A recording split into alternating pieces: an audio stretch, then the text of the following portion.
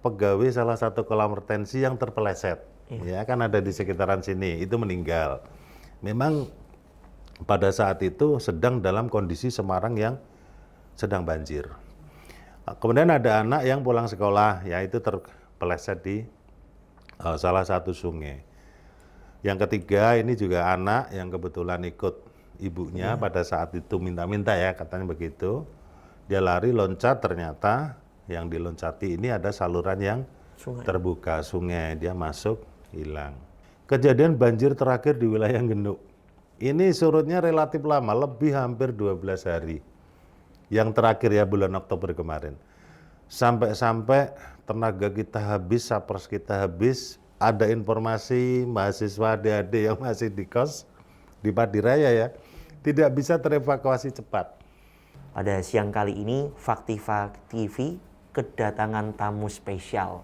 Ya, ada 2 orang di samping saya, yang satu bisa dikatakan sebagai representasi dari pemerintahan Kota Semarang, yakni Bapak Endro selaku Kepala BPBD Kota Semarang, dan yang satunya lagi Mas Asmi selaku dari aktivis lingkungan dari komunitas Serdadu Kalijaga dan sekaligus Ketua BEM Fakultas Hukum Unisula. Nah, baik, saya sapa terlebih dahulu untuk Pak Endro, bagaimana Pak kabarnya? Ya alhamdulillah baik ya, baik. Sehat. Sehat ya Pak. Kalau dari Mas Asmi? Alhamdulillah Mas Gani sehat. Sehat ya. Nah, jadi gini teman-teman, akhir-akhir ini Indonesia bukan hanya dari sudut kota Semarang, tapi Semarang, Provinsi Jawa Tengah, bahkan Indonesia secara keseluruhan terdapat banyak berita yang cukup mengecewakan lah. Seperti contohnya beberapa bencana alam dan juga cukup menyedihkan bagi kita semua. Bencana alam terjadi di mana-mana, dari banjir, tanah longsor di Bogor, bahkan di Sumatera, Jawa, Kalimantan Barat sekalipun, Bali sekalipun banyak banjir di mana-mana. Dan salah satu hal yang paling penting adalah bagaimana kewaspadaan kita sebagai masyarakat untuk mengantisipasi bencana alam yang terjadi. Dan bukan hanya Indonesia saja, melainkan di Kota Semarang sendiri, kita juga sudah pernah sering mendengar banyak fenomena-fenomena alam di Kota Semarang. Contohnya paling banyak yaitu seperti banjir, rob, bahkan juga beberapa kali ada pergeseran tanah dan lain sebagainya. Mungkin sebelum kita masuk ke sesi itu, kita perlu nih mengenalkan terlebih dahulu kepada pemirsa sekalian, apa sih itu BPBD dan juga apa kewenangan dan terus juga tupoksi, tugas pokok fungsi BPBD terutama di Kota Semarang dengan Pak Endro. Monggo Bapak bisa disampaikan. Ya, terima kasih Mas Gani. Assalamualaikum warahmatullahi wabarakatuh. Waalaikumsalam.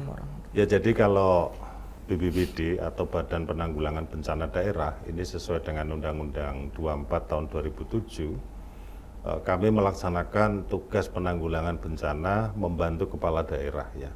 Membantu kepala daerah di sini, ini kalau di kota itu membantu wali kota, kemudian di kabupaten ini membantu bupati. Jadi ini kepanjangan tangan dari kepala daerah untuk melaksanakan penanggulangan bencana, tentunya dengan segala sarana prasarana dan sumber daya yang kami miliki. Itu Mas Gani.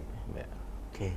Nah, jadi Badan Penanggulangan Bencana Daerah merupakan institusi yang dimana bergerak di bidang penanggulangan bencana daerahnya, Pak. Ya. Oke. Kalau sudah sejauh ini Bapak, sebagai Kepala BPBD, apa yang sudah dilakukan oleh BPBD, terutama dalam mengantisipasi bencana daerah, Pak, terutama di Kota Semarang? Ya. Terima kasih. Jadi yang pertama kita harus pahami dulu yang namanya bencana alam. Ya. Ini merupakan peristiwa alam yang dimana di dalamnya itu pasti akan ada dampak kerugian, apakah itu harta benda maupun jiwa. Jadi yang namanya salah satu tugas kami di bidang penanggulangan, ini berbicaranya bukan pada saat hanya terjadi. Kalau hanya pada saat terjadi itu adalah pada saat kedaruratannya. Jadi ada sebuah proses awal kita ini kan ada 3 bidang. Yang pertama namanya bidang pencegahan. Nah, di situ fungsinya melakukan mitigasi, ya, mitigasi, sosialisasi dan edukasi. Ini adalah sebelum bencana ya, namanya PRA ya. Kemudian yang kedua ini adalah bidang penanggulangan dan kedaruratan. Jadi pada saat terjadi bencana banjir misalnya, nah ini tim kita turun. Dan terakhir bidang 3 ini namanya bidang rehabilitasi dan rekonstruksi. Jadi kewajiban tugas dari pemerintah itu adalah manakala setelah terjadi bencana, pasca ini pemerintah juga hadir untuk melakukan recovery ya, recovery, pembangunan ulang dan lain sebagainya. Jadi merupakan satu proses integral yang memang ini menjadi bagian tugas dari BPBD seperti itu. Kemudian upaya-upaya apa yang sudah dilakukan ya, kami memang ya sudah berusaha optimal melaksanakan tiap kegiatan yang ada di 3 bidang tadi yang sudah saya sampaikan, mulai dari bidang pencegahan, bidang penanggulangan kedaruratan, dan bidang rehabilitasi rekonstruksi. Yang menjadi catatan di akhir tahun 2025, ini yang namanya infografis di Kota Semarang, itu adalah potret kejadian bencana yang ada di Kota Semarang. Justru bencana di Kota Semarang yang terbesar terbanyak bukan banjir, Apa itu, Pak? tapi adalah tanah longsor. Nah, ini kan menarik ya. Karena kadang-kadang masyarakat ya orang luar ini selalu melihat Semarang kali ini banjir ya, asumsinya ini kan adalah banjir. Iya memang, banjir masih. Pemerintah Kota Semarang iya masih mengakui, masih berusaha secara masif melakukan tindakan-tindakan untuk pengurangan banjir, tetapi dampak yang juga cukup besar, secara kuantitas jumlahnya juga cukup banyak, ini malah justru tanah longsor. Ya, ini karena Kota Semarang memang berada di area perbukitan, ya, salah satunya seperti itu. Ya. Berarti kalau misal tanah longsor itu memang paling sering ya Pak kalau di Kota Semarang? Ya, bahkan di awal tahun 2026 ini infografis kami ini juga tanah longsor masih mendominasi jumlah yang paling tinggi. Kemarin hari Minggu saja kami menangani 4 titik longsor. Ya, itu juga gimana? ada yang di daerah Gisedrono, kemudian di daerah Manyaran, ya, kemudian ada di Wonosari. Pada intinya longsor ini resikonya yang paling tinggi untuk wilayah-wilayah yang berada di perbukitan. Ya, kita tahu ya Kota Semarang ini kan ada wilayah atas, wilayah bawah. Ya, itu. Oke, berarti memang ini ya Pak, kalau wilayah bawahnya itu Kota Semarang itu teridentifikasi infografisnya itu banjir, tapi kalau wilayah atasnya bahayanya bencananya adalah tanah Ya, longsor. jadi begini, wilayah bawah itu juga tidak semua banjir ya. Kami mempunyai yang namanya KRB. KRB itu adalah kawasan rawan bencana. Banjir ini tingkat resiko yang cukup tinggi memang ada di sepanjang pesisir utara, termasuk di kawasan Kaligawe ini ya. Kaligawe, Semarang Utara, Tanjung Mas ya. Kemudian di Pedurungan itu ada di Muktiharjo gitu. Jadi sifatnya ini adalah kawasan yang spesifik, tidak bisa kita judgement, oh Semarang bawah semuanya banjir, kan nggak bisa. Jadi seperti itu ya, topografi, ya, karakteristik kebencanaan yang ada di wilayah Kota Semarang.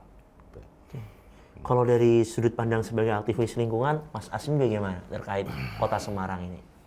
Yang pastinya terkait Kota Semarang, apalagi Semarang bagian ini ya Mas, bagian Semarang Timur khususnya tadi yang daerah-daerah yang sudah Bapak Endro juga sebutkan, itu sangat ini sih Mas, sangat memprihatinkan lah bagi warga juga gitu kan. Karena selain akses itu kita mati gitu kan, maksudnya kita mau kemana-mana juga susah, itu juga ketika banjir tersebut juga sampai memasuki dari rumah-rumah warga, kemudian apa namanya membuat beberapa ya dari pemotor-pemotor atau mobil juga itu kan mengalami mati akibat air banjir itu kan Mas. Ya saya sendiri juga yang merasakan tinggal di Genuk sih merasa ini Pak, prihatin juga dengan kondisinya. Karena kan kadang juga banjir itu kan nggak sehari 2 hari surut itu Pak. Iya. Nah itu mungkin solusinya apa sih Pak untuk di daerah Kaligawe dan sekitarnya ini gitu loh. Oke. Berarti Pak, kadang ya memang benar kata Mas Asmi Pak, selaku aktivis lingkungan menyimpulkan bahwa ya mungkin tahun ke tahun masyarakat yang ada di bawah, terutama yang di daerah utara, sudah sering merasakan bencana alam tersebut. Akan tetapi ada juga yang pendatang yang istilahnya seperti beberapa mahasiswa di berbagai macam kampus di bawah, seperti Unisula, Universitas Semarang, bahkan Politeknik Pekerjaan Umum dan lain sebagainya, itu mengalami kendala hal yang sama, Pak. Nah, selain dalam tadi yang sudah Bapak sebutkan ada 3 bidang pencegahan, bidang kedaruratan sama bidang rehabilitasi. Terutama pada bidang pencegahan, itu apa saja sih, Pak? Ya. Baik, ini menyambung yang disampaikan Mas Asmi ya. Intinya keluhan masyarakat Kota Semarang ya di saat musim penghujan yang seperti ini, ya, masyarakat itu sudah merasa terbiasa dengan kondisi banjir ya, juga lamanya surut sehingga di jalan pun banyak genangan, banyak mobil motor yang mogok.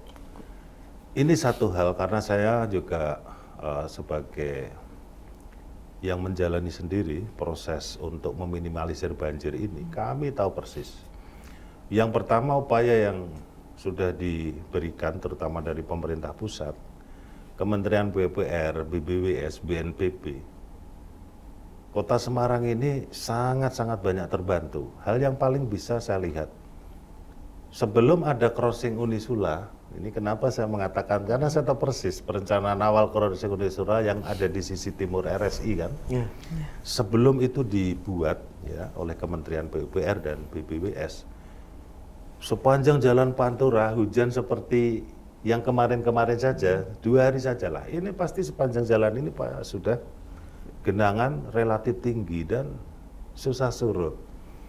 Saya tahu persis karena ya sebelum itu dibuat crossing Unisula, kami sering mengirim truk-truk rescue untuk tenaga-tenaga medis yang ada di RSI Unisula pada saat mereka keluar masuk ini kan tidak bisa melewati depan. Nah ini nampaknya crossing ini ya alhamdulillah bisa membuahkan hasil, bisa kita rasakan. Saya sengaja tadi ditanya Mas Gani, lewat mana Pak? Timur apa barat? Saya bilang lewat barat. Ya karena apa? Saya kepengen lihat. Dulu itu di bawah terowongan tol itu kan sudah air tinggi tuh. Tinggi sampai di depan RSI Sultan Agung, depan Rumah Sakit Unisula. Genangannya tinggi. Ini saya tadi lewat alhamdulillah tidak ada genangan. Apakah itu faktor dari crossing yang sudah dibuat? Salah satunya saya mengatakan iya. Nah ini salah satu bagian terkecil sajalah dari tugas kami BPBD untuk bisa memberikan masukan, rekomendasi kepada instansi teknis terkait. Siapa? Ada BBWS, ada Kementerian PUPR. Kalau provinsi ada di Pusdataru ya, kemudian DPU Kota Semarang sendiri. Dan upaya yang dilakukan dari seluruh level pemerintah yang ada, mulai pemerintah kota, provinsi, dan pemerintah pusat, ini nampaknya upaya sudah dilakukan sungguh-sungguh sekali. Sebagai contoh, kami ini merasa ada beban tanggung jawab sampai sekarang pun ini menjadi prioritas. Misalnya ya seumpama ya masih terjadi genangan yang susah surut di sepanjang jalan Kaligawe, pasti kami kirim yang namanya mobile pump yang sifatnya portable untuk menarik air bisa masuk ke crossing Unisula. Ini sudah kita persiapkan. Makanya saya tadi sudah di belakang ini kan ada embung, ada mobil pompa kan, ini kan yang dikelola Unisula kan, terus sampai yang di sana. Karena ini crossingnya pun saya lihat sudah permanen, sudah dibuat dan mudah-mudahan ya ini ke depan ini bisa diandalkan untuk betul-betul mengurangi banjir yang ada di sepanjang jalan Kaligawe. Kemudian yang kedua kita tahu ini sedang juga proses peninggian jalan ya. Jadi ini secara integrasi ini memang sudah keputusan yang memang akan diupayakan terus, itu salah satunya adalah semangat untuk betul-betul mengurangi banjir di wilayah Pantura ini atau Semarang Utara. Luar biasa penjelasan dari Pak Hendro ya. Oke, kita geser ke Mas Asmi Pak. Kalau dari Mas Asmi, kritik dan keluh kesah Mas Asmi sebagai aktivis lingkungan, terutama dalam melihat topografi lingkungan di Kota Semarang dan terutama dalam ya melihat bencana-bencana, apalagi kan kalau kita lihat Pak, daerah Jawa Tengah pun hampir beberapa di tiap kota ya mengalami hal yang sama, Pak. Iya. Terakhir di Pemalang, Pati, Kudus, Jepara, dan bahkan pun di daerah Banjarnegara tanah longsor, Iya. Cilacap tanah longsor, dan lain sebagainya. Nah, kok dari sudut pandang Mas Asmi terkait bencana daerah seperti itu, apa yang perlu dikritisi Mas Asmi kepada pemerintah? Terkait bencana alam yang terjadi di daerah ya Mas, Terutama juga di Kota Semarang. terutama yang paling utama di kota Semarang itu yang perlu kita lihat bahwa dari semua terjadinya bencana tersebut kan juga kembali lagi mungkin kan dari pemerintah dari masyarakat juga gitu kan. Nah mungkin dari terkait banyaknya bencana alam yang terjadi baik di daerah maupun di kota Semarang, Pak, mungkin ini sih Pak, lebih baiknya misal nanti terkait kayak di sini itu banjir gitu kan Pak, kemudian di beberapa daerah di Semarang Timur juga kan ada beberapa titik juga itu kan Pak.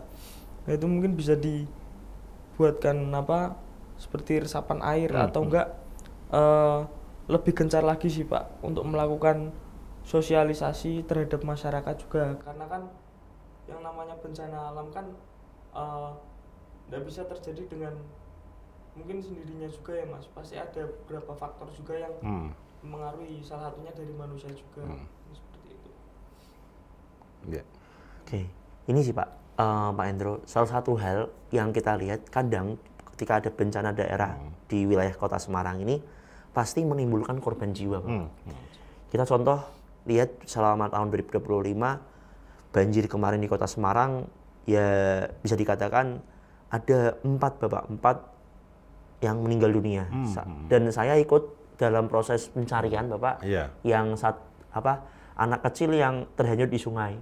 Itu satu yang di daerah di Walter Monginsidi, dan terus juga di daerah Semarang sebelah sana itu juga kecebur Pak di dalam kali itu. Nah, apakah BPBD itu memberikan sebuah sosialisasi Pak, terutama dalam perencanaan daerah. Ini baru banjir Pak, belum lagi tanah longsor. Dimana kalau kita cross check, tanah longsor ini kan tidak bisa yang namanya dilihat secara faktual kapan terjadinya tanah longsor. Beda dengan banjir. Kalau kita lihat banjir, kita bisa lihat BMKG secara langsung melalui Google. Apakah hari ini hujan yang ekstrim ataupun hujan yang rendah. Tapi kalau tanah longsor itu ya bisa dibayangkan Pak, di Bogor saja ketika tanah longsor hampir satu kampung itu terpendam Pak. Nah itu bagaimana Pak BPBD sebagai garda terdepan dalam mengantisipasi adanya korban jiwa? Ya baik. Jadi yang namanya bencana memang betul ya. Bencana ini kita tahu ada dua hal ya. Yang pertama disebabkan alam dan yang kedua disebabkan manusia. Tadi yang disampaikan Mas Asmi betul. Kesadaran masyarakat juga harus ayo kita gugah bersama-sama. Sebagai contoh, ada penyebab menjadikan akibat kan begitu. Kita lihat tanah longsor. Itu pasti biasanya berada di titik yang sebetulnya ya mestinya ada resapan air, ya adanya penghijauan yang bagus. Sekarang kenyataan terjadi rata-rata penghijauan berkurang, resapan airnya juga relatif rendah. Sehingga kekuatan tanah untuk bisa menyimpan sebagai reservoir air ini menjadi lemah, berkurang. Dan ini yang bisa berisiko untuk mengakibatkan tanah bergerak, ya, menjadi lumpur sehingga terjadi longsor. Saya setuju ya, yang pertama kita harus sadari juga bahwa ternyata yang namanya alam yang lestari itu juga memang kita harus review kembali seperti saat-saat zaman dulu. Kenapa dulu ya kita berbicara secara keseluruhan bukan hanya Indonesia, jarang terjadi berita-berita bencana tanah longsor yang begitu luar biasa seperti saat ini ya. Terjadi banjir seperti saat ini. Contoh nyata yang saya alami pada saat saya mengikuti kegiatan SAR juga di longsor si Tikung Banjarnegara yang mengakibatkan beberapa kakak hilang, korban juga sampai dengan sekarang 12 orang tidak ditemukan, belum lagi yang meninggal. Jadi perbukitan ini kelihatan hijau dari bawah, tapi di baliknya ini yang Ya, tanaman keras berubah menjadi lahan pertanian. Itu nyata ya. Artinya memang ya tingkat kesadaran masyarakat bahwa alih fungsi hutan ini seyogyanya harus betul-betul mulai diminimalisir. Ya, itu yang pertama, tingkat kesadaran. Yang kedua berbicara persoalan banjir ya. Kalau saya melihat dari keluhan kawan-kawan di PU Kota Semarang, karena kami selalu berkoordinasi, manakala banjir ini sering terjadi, itu akan dilihat dari hulu sampai hilir. Saluran yang dilewati, ini ada berapa, volumenya berapa kilo, berapa meter. Dilakukan pembersihan kebanyakan sampah yang ada di saluran, apakah plastik, ya, apakah batang-batang kayu, kursi, bahkan sampai kasur ini pernah ditemukan di salah satu saluran juga. Ya, ini yang berpotensi aliran air tidak bisa lancar. Ini 40-50% karena memang sumbatan saluran. Kemudian yang kedua, ini secara masif PU sudah melakukan perencanaan ya, ini menambah luasan dari saluran ya. Jadi intinya volume yang debitnya ini kurang, ini sekarang mulai dilaksanakan mulai pelebaran-pelebaran di beberapa titik saluran. Ini juga berbicaranya untuk kapasitas banjir. Dan salah satu contoh yang disampaikan Mas Gani, apa upaya yang dilakukan BPBD untuk penanggulangannya kan gitu ya? Iya, terutama pada korban Ya. jiwa. Terutama pada korban jiwa. Saya berbicara korban jiwa dulu, jadi 4 orang ini itu adalah korban dari kejadian yang memang secara tidak langsung akibat banjir. Kenapa saya katakan begitu? Kami juga melakukan SAR pada saat itu ya. Yang pertama ini adalah pegawai salah satu kolam retensi yang terpeleset. Ya, kan ada di sekitaran sini, itu meninggal.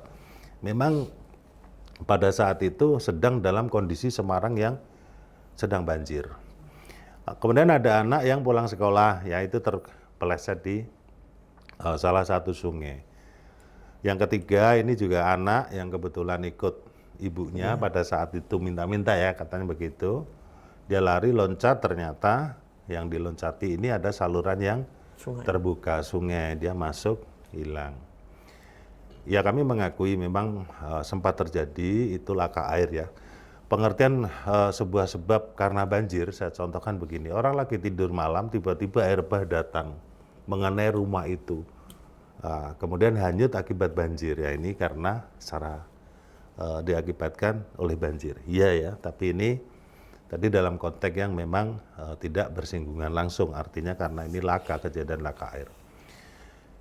Kami sampaikan, kami ini penanggulangan banjir, kami mempunyai titik 28 titik yang namanya titik EWS, Early Warning System. Ini kami tempatkan salah satunya ya di Sungai Babon, Plumbon, Tenggang, Seringin ada. Cara kerjanya bagaimana Pak Kalak? Saat debit air naik karena dia kerjanya dengan sensor, alarm berbunyi keras. Ini bisa dibuktikan nanti dari rekan-rekan ini. Bisa lihat itu ada di Perumahan Dinar Indah, Meteseh, Kecamatan Tembalang. Kita selalu memantau air yang ada di sana ya. Itu kan di sana namanya Kali Babon.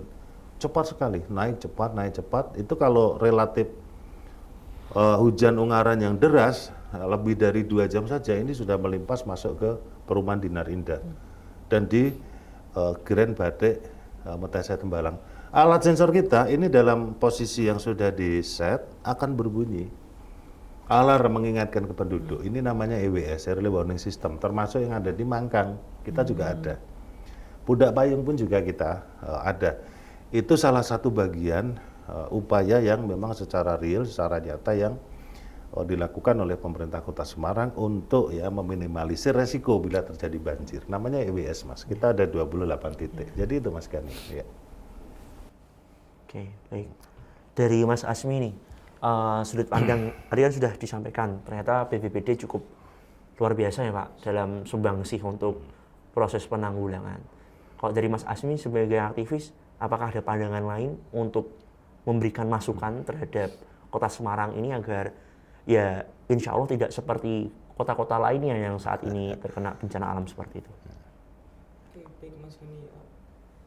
Untuk masukan dari saya ya selaku perwakilan lah dari aktivis lingkungan juga untuk kota Semarang ini agar tidak sering terjadinya bencana alam.